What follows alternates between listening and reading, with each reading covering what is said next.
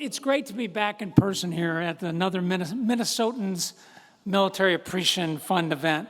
Congratulations and thanks to Roger Sitt and Skip and Joe Bennick, and I'm certain a long list of other contributors and supporters who've made this evening possible. How about a big round of applause for all of these? Fantastic. I'm very glad to be joined by my wife, Michelle, tonight. Michelle, thanks for being here. And a contingent of my friends and neighbors from the jewel of the Twin Cities, Lake Elmo, Minnesota. All right, good job. Come for the golf and stay for the party out there in Lake Elmo.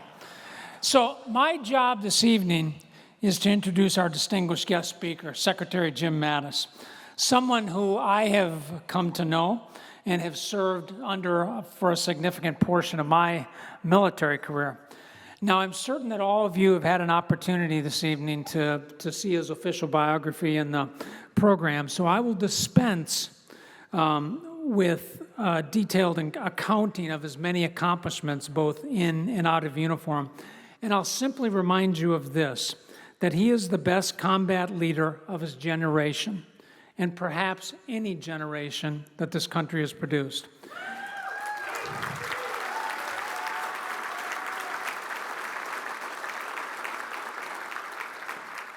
If you look back at most of the military operations that our nation has been involved in over the last several decades, you'll find Jim Mattis in a prominent leadership position. He is simply that military leader who has been at the intersection of all of our major military engagements, leading our Marines or our joint forces in accomplishments of their assigned missions.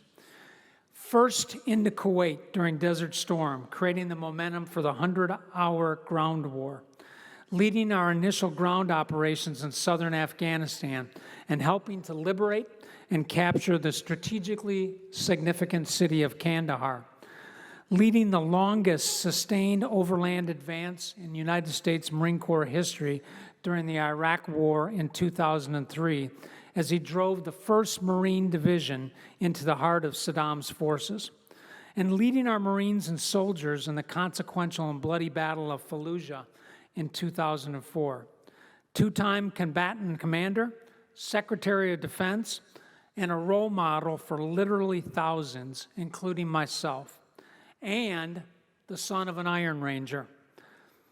I first met Jim Mattis when I was leading a task force combating improvised explosive devices in the Pentagon, and we had the opportunity to testify together before the House Armed Services Committee. As a young brigadier general, I marveled at the confident and adept manner in which he addressed sensitive topics with members of Congress, always bringing a large measure of practicality and common sense to the discussion, and reminding our civilian leadership that at the end of a decision or a policy or a legislative act are Marines, soldiers, airmen, and sailors who have to carry it out. I had the distinct honor of commanding a Special Operations Counterterrorism Task Force under his leadership when he was the U.S. Central Command Commanding General.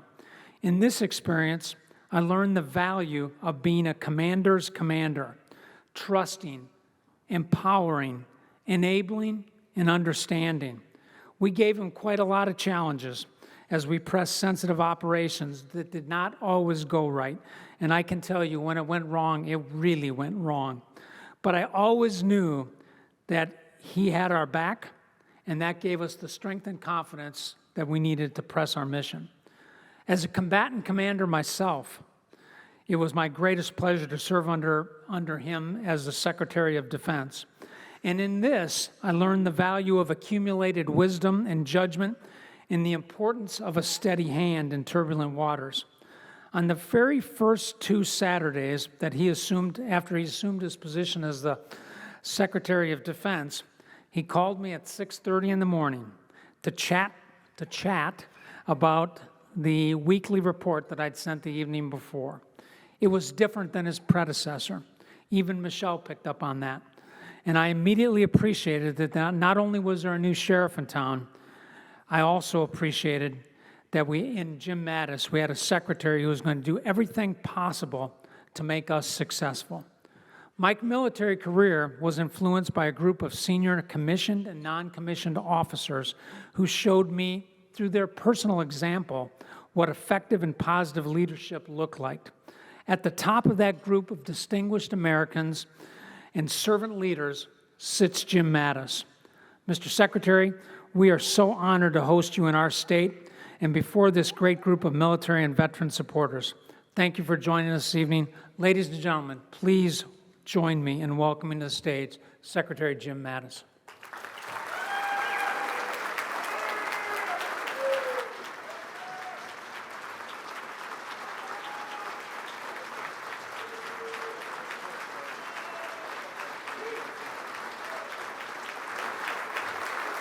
Well, thank you, Joseph. Thanks, ladies and gentlemen.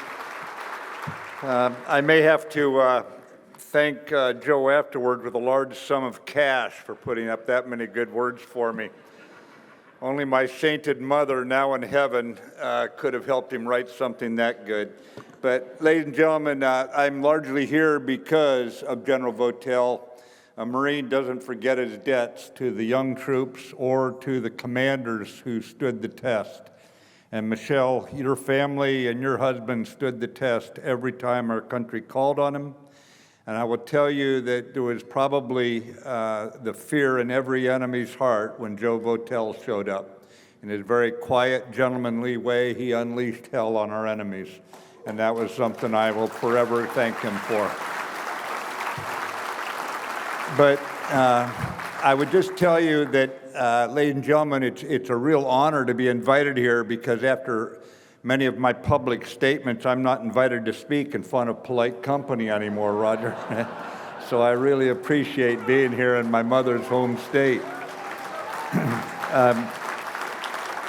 I will tell you, ladies and gentlemen, though, it is a pleasure. It's truly a pleasure.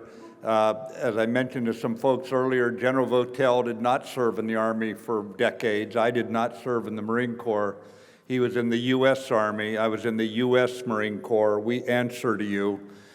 We represent you, and we're accountable to you. And we never forget that in a country where we're so fortunate to have the Constitution that we're sworn to defend.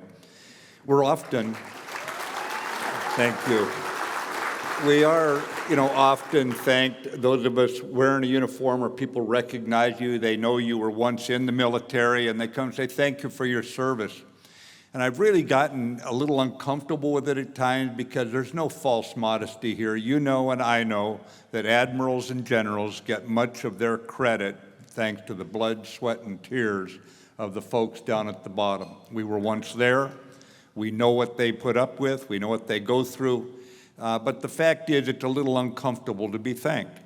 And yet, it's also uncomfortable for many civilians who've never served to want to say something, but what do you say to bridge the gap? And like often in the U.S. military, where our strength is really our NCOs, our non-commissioned officers, our petty officers, you know them as sergeants, corporals, and petty officers, and chief petty officers. Much of the wisdom I've gained over the years was because of them. Some of it in language we won't share tonight. But I would tell you that one young corporal, the youngest living Medal of Honor winner, a Marine, he gave me a great answer to this. He's driving to a speech he's going to give that night. Now, this is a young man who joined the Marine Corps, and it was 3.5 years in the Marine Corps. 21 months were laying in a hospital bed at a naval hospital getting put back together. And he was sitting in the back seat of a taxi, and he called the people to say, I've arrived, I'm coming, and he's not used to giving public speeches. And the taxi driver keeps interrupting him, and he says, I'm an immigrant, I'm here, and he says, yeah, that's great, and he keeps interrupting him, he's trying to write, and he said, my sister could never have gone to college if we hadn't immigrated. And he put his pad down, he said, and he just started listening to this guy. Corporal Kyle Carpenter did, retired from the Marine Corps medically with a Medal of Honor. And the guy told him all about coming out of Pakistan, a country, as you know, that has a lot of problems. And by the time he got done, the guy said, I heard you on the phone, you must be in the military. I said, yeah, I was in the military. He had no idea he had a Medal of Honor winner sitting in the back seat of his taxi. And he said, well, thank you for your service. And without thinking, Corporal turned to him and said, you're worth it. And ladies and gentlemen, I want to reiterate something tonight. I don't care if you're male or female. I don't care if you're native-born or immigrant. I don't care if you're Republican or Democrat. I don't care if you're transgender or any of those things. I don't even understand how many different genders there are now.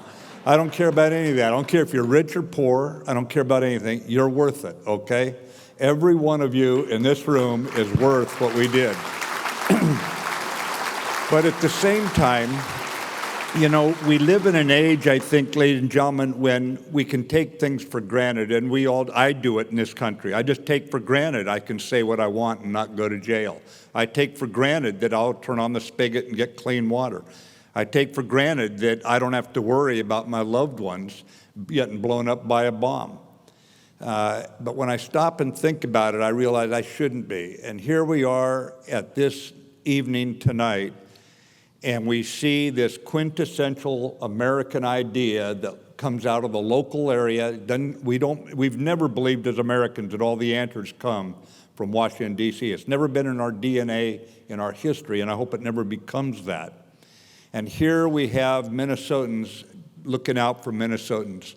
Earlier here today, we heard about home as an important thing. Can you imagine anything better coming back from the military service where you've been with intense friendships so tight, you really do know each other sometimes better than your own siblings because you've seen them with the veneer taken off them, your shipmates, your buddies, your comrades in arms. You've seen them under the worst possible stress, and it will take that veneer right off those who go into the close combat realm, and you see what they have, and it's so heartening in almost all cases because combat makes good men better and bad men worse. That's all there is to it. But it's an incommunicable thing, too. That was something that Oliver Wendell Holmes, Jr., an Army infantry officer in our Civil War, but he rose to become one of our most articulate justices in the Supreme Court. He could not articulate. Talking to veterans 35 years after the Civil War in his regiment, he said, we have shared the incommunicable experience of war. Now, if the most articulate associate justice in the history of the court cannot articulate it, I'm sure you'll give me a break that I can't or any other veteran cannot. But at the same time, what you're seeing is a person coming home from that, and they're not going to replicate that right away. And there is some alienation that comes from people who go home to their separate homes at night and their own families from the workplace. That's the way we live. That's what we protect here. And they can feel a little forlorn.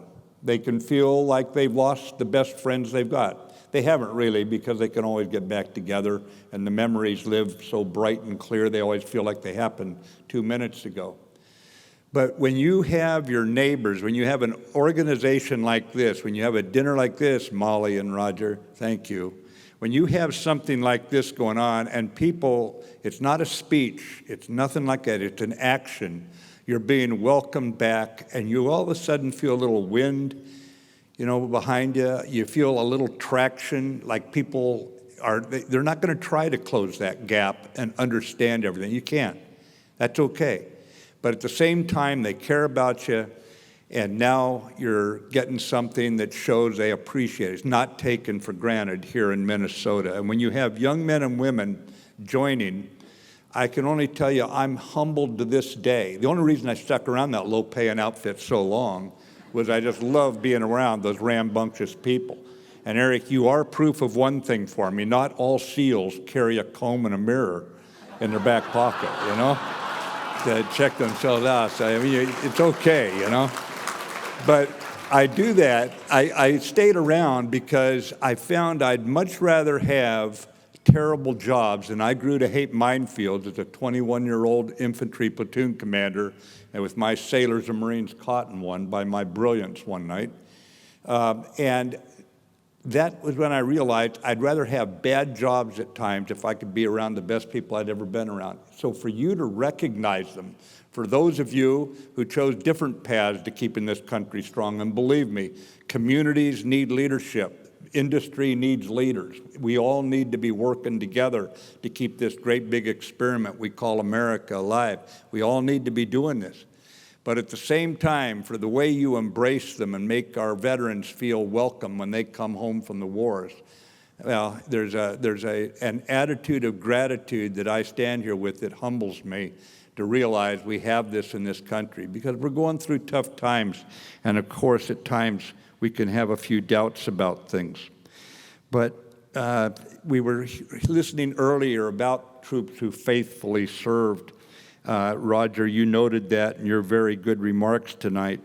And I think those who stepped forward and signed that blank check, payable to every one of us in this room, they need the support you bring them. Don't think this is something small. For you donors, I cannot put in words, again, I cannot tell you how welcome this is in a country that sometimes has trouble understanding how great it is, and very willing to look at what's wrong with our country, which is good. That's how we fix things.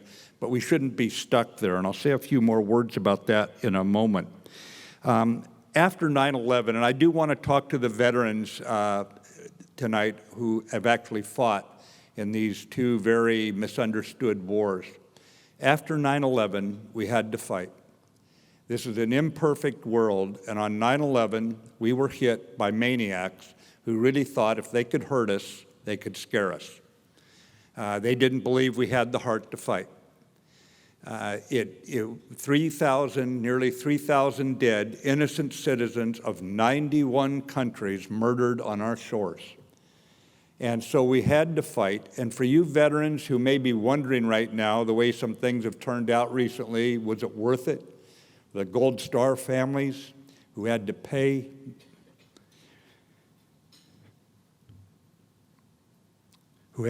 that price, I want you to know that message had to be sent.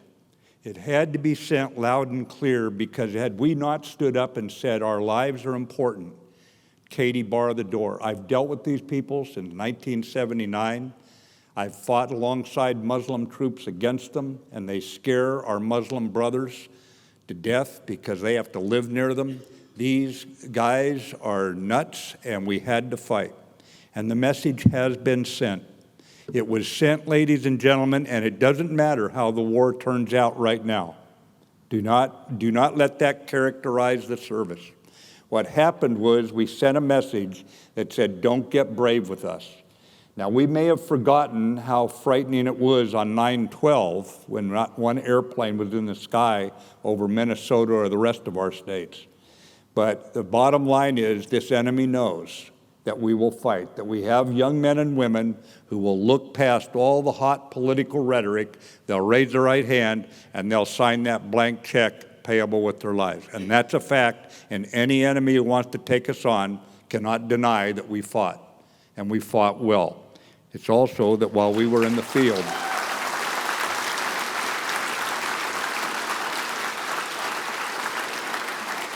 but it's also important, veterans, that you keep the faith with our country, because you now have the dignity of danger of your service that goes with you the rest of your life.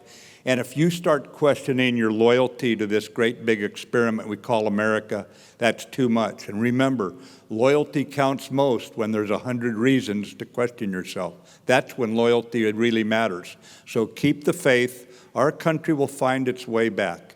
And you bought time for the country, and you protected the country, and you kept the enemy away. And it was not that the enemy stayed away after 9/11 because they had an epiphany and decided they love America. That wasn't why. They did it because they had too much trouble staying alive with you chasing them down. I think, too, if you look at the threats that we face today, the terrorism threat goes on, but it's an ambient threat. It's out there, it's going to be there. The urgent threat still remains North Korea. That's a reality. The most powerful threat right now is Russia, and Russia is doing everything it can to break the NATO alliance. They're doing everything they can to make you hate your neighbor. They did a pretty good job of it during the 2016 election. We stopped them in their tracks in the 2018 midterms, and I think we kept them out in the latest one, although I was out of office by then, so I can't confirm that, but they didn't seem to have the success they'd had before. In terms of political will, it's the Chinese, and we also have to be able to take all these big opponents on in new domains, cyber and space. And so you see a new command set up for one, and you've got a proud son of Minnesota, Paul Nakasone, General, U.S. Army, who is leading the Cyber Command, where 95% of our defense and offense in cyber stands right under his command and control at Cyber Command and National Security Agency. So the bottom line is we have these threats. I went back in. Frankly, I had no interest in being the Secretary of Defense. I'd been, as a colonel, the executive secretary for the Secretary of Defense, which means you sit behind him taking notes in every meeting. And I knew what the job was like, where you don't get a weekend off or a holiday off, and you have phone calls waking you up, and you carry a little card about the nuclear codes, which is sobering, to say the least. And so when I got the job as Secretary of Defense, you have to go in and said, what is it that you do as Secretary of Defense? Because there is no manual that you pick up and read, other than the Constitution of the United States, which says you're responsible for the military operations. So as I got the first orders book in, I sat there and looked at it about that thick, and it says, this ship's going to be deployed to the Mideast, or this Army brigade is going to Afghanistan, or this Air Force squadron's going to Japan, this Marine unit's going to sea.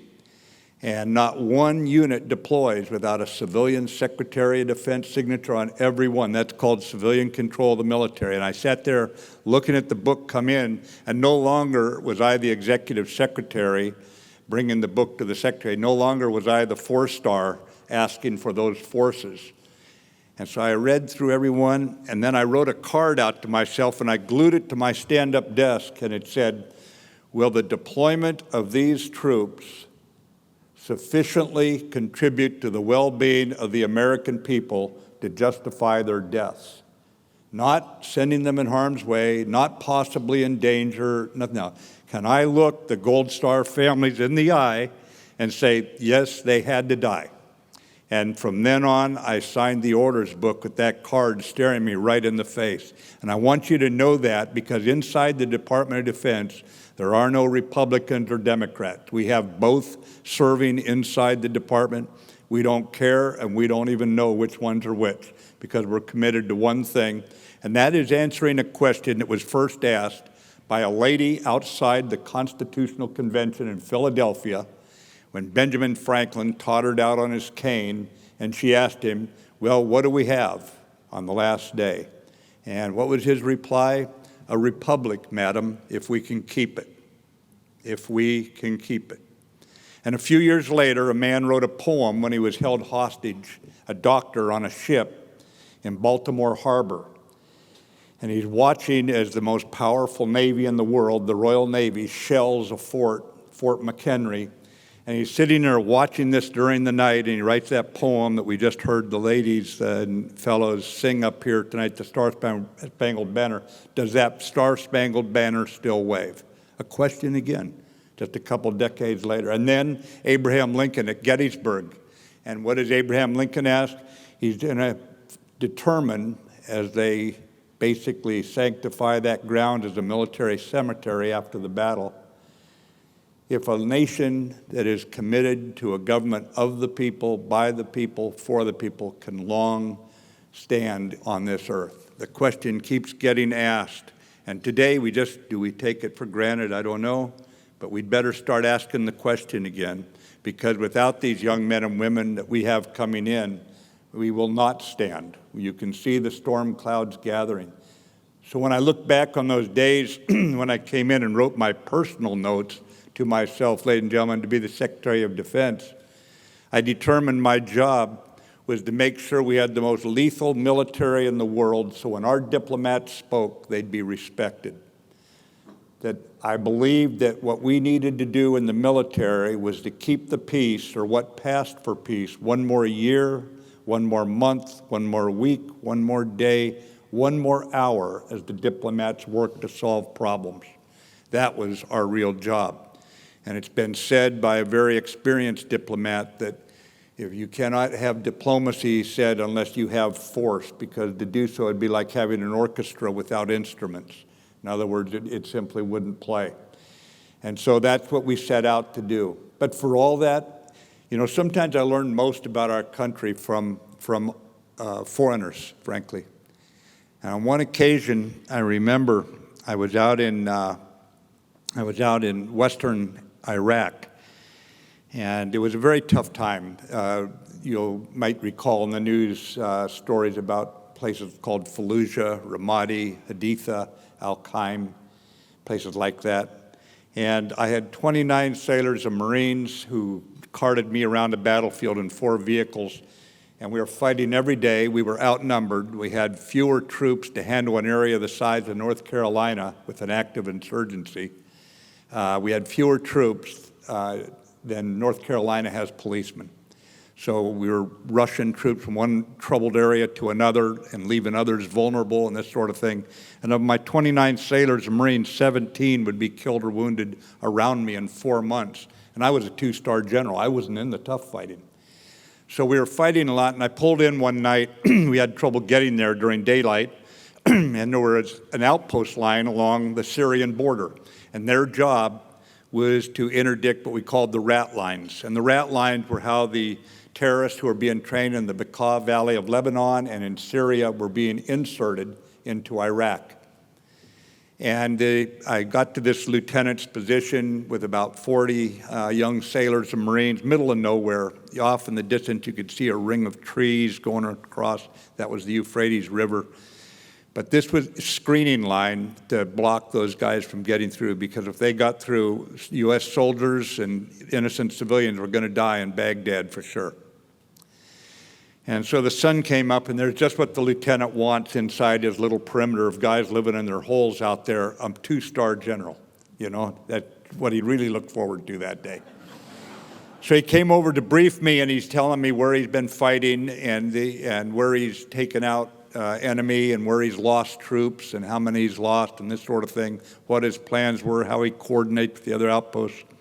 He said, by the way, last night we caught a guy coming in on the road that you came in on, and he was putting in an IED. Well, that's kind of personal. Going to put a bomb there, showing some respect, I guess. And he says he lived 2.5 years in London. He speaks perfect English. You want to talk to him? He's an engineer. I said, sure. So they brought him over to see me, and I could, he all shook up. It wasn't his good night. He's out there with his shovel, digging a hole, and got some artillery rounds. And he looks up, and here's 5 guys with automatic weapons pointed at him. It's not a good night for him. He knew his 401k was in deep trouble, Roger, right there, And so the Marine with him cut off his little plastic handcuffs and everything, and just stepped back so I could talk with him. I could tell he was Sunni. I said, you understand English? He said, yes. And I said, what are you doing this for? You're Sunni, we're the Marines, we're the only friends you've got in this country. What are you trying to kill us for? And he started in on one of those rants. Oh, you Americans, you Jews, you're here to steal the oil. And I said, okay, that's enough. I said, no, actually, we're not. I take my wallet out every time I pump my gas back home. So, but if you're going to talk like that, you're an educated man. Forget it. I'm not going to waste my time. A Marine stepped forward to take him away, and he asked if he could sit there for a minute. I said, okay, we're both sitting in the dirt there. I'm just looking at him, and I got him a cup of coffee, and he was shaking real bad and everything. I'm trying to put you in the moment, because here I am. We are enemies, okay? We're sitting there face to face. And he said, I just don't like having foreign troops in my country. Well, man to man, I respect that. I wouldn't want them I wouldn't want them right here tonight, foreign troops. I respect that. And so we talked about his family a little bit. He had a wife and 2 daughters. They'd been forced out of Baghdad by the Civil War, and they're living out on the river about 10 kilometers away. And talking a little bit more. And it's getting hot, sun coming out. I got to get on to the next outpost. And he says, am I going to jail? I said, oh, yeah, you're going to be wearing an orange jumpsuit at Abu Ghraib prison for a while for this little stunt. You're lucky you're not dead.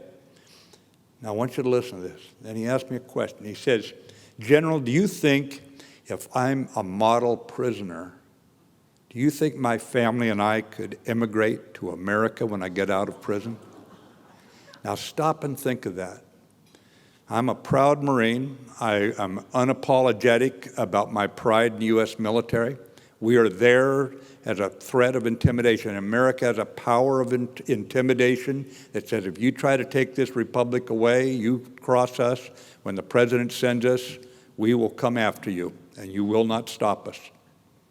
As long as we have good NCOs and petty officers, the outcome is only the worry of how many troops do we lose. We know we'll win. But think of our power of inspiration that could reach halfway around the world and touch the heart of a person who hates us so much at that moment. He wanted to kill us, and he would give anything to be sitting in Minnesota, to be sitting right where you're sitting tonight, and his two daughters going to school right out here. And it was a reminder to me as I drove off that day that on our worst day, when I'm most concerned about our country, we're still the best thing going. That's all there is to it. Even then, we're still the best thing going. But democracy takes participation, and that's why I came here. And one is to repay Joe Votel and Michelle for their great service. I owe it. I don't forget my debts. But it's also to come here, as I read about you when I looked you up on the website. You have a good website. But it's to realize that this isn't just a government for the people in Minnesota. It's by the people and of the people. You're doing it. This is part of governing the country right here, showing appreciation, showing respect, not getting caught up in this scorching rhetoric that we hear every day that's supposed to pass for some kind of way of solving problems. We've got to get back to solving those problems.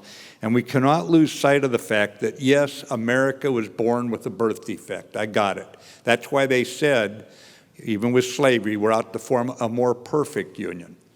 And this country never had to be perfect, according to a World War II Marine who talked to me, for us to be willing to fight for it. It did not have to be perfect, but it always had to be getting better. And we were born with a birth defect imported from the old world.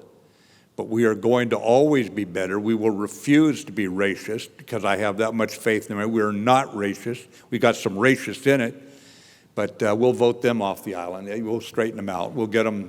We'll get them thinking better than that. America always gets better.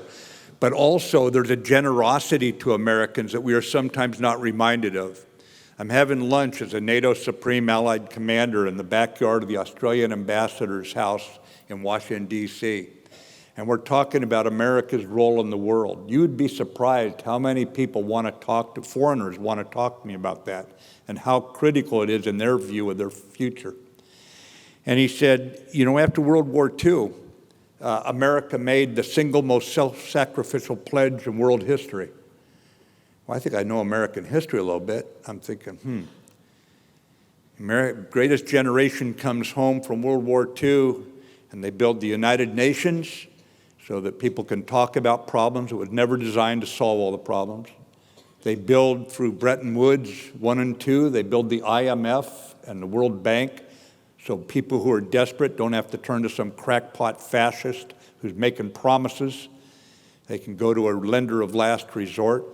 And we use the Marshall Plan. Oh, maybe that's it, I told him. You mean the Marshall Plan, Mr. Ambassador, where we whipped the fascists. And less than 3 years later, after what the Nazis and the Japanese had done, we put out a helping hand to those people, to the Italian people, the German people, the Japanese people, and helped them back on their feet. Isn't that amazing? And he said, no, that's not what it just shows the generosity of America. He said, the most self-sacrificial pledge was after World War II in 1948. You recall from Columbia University to active duty, an Army general who's the most respected general in the world, Eisenhower, say we're going to set up NATO and we are going to block the Soviet Union from taking over the democracies in Western Europe. He said, now this is an Australian, this is not a European or an American, this is an outsider watching this, and he said, what you could have done is told Europe that's twice in 25 years you dragged us into your silly wars and we lost hundreds of thousands of our boys. We're through. We're turning to Latin America and Asia and Africa, the Mideast. You're on your own, buds.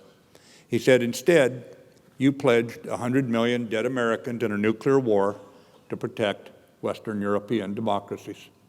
It took a foreigner to teach me that, just like it took a foreigner on a hot, dusty day out in Western Iraq to teach me about America's power of inspiration. And I bring this up to you because who would ever have believed that the first time NATO goes to war was when America was attacked? So if I was to leave you with one thought here tonight, ladies and gentlemen, and what you're doing and taking care of our troops, is to make sure that as immigrants come to our country, immigrants who serve at higher rates in our armed forces than do native-born, as immigrants come to our country with nothing but the clothes on their back, just like many of our families came many, many years ago, generations ago, let's remember to pull together and help one another. Remember, we all have that humanity, and remember about the generosity of America, about our pledge to protect democracy, and also about democracy is a government of, by, and for the people, and that means participation by us all, not just by a few and the rest of us carping about it. But it's great to be here, ladies and gentlemen. Believe me, it's refreshing. I got better questions in the Q&A period before we started with all of you than I got in front of the Senate the last time I testified. And I do love the Senate, but I love it, Minnesota too. My mom is smiling down on me. She can't believe the son she had worried would end up in the penitentiary is here in polite company. So thanks very much. God bless America.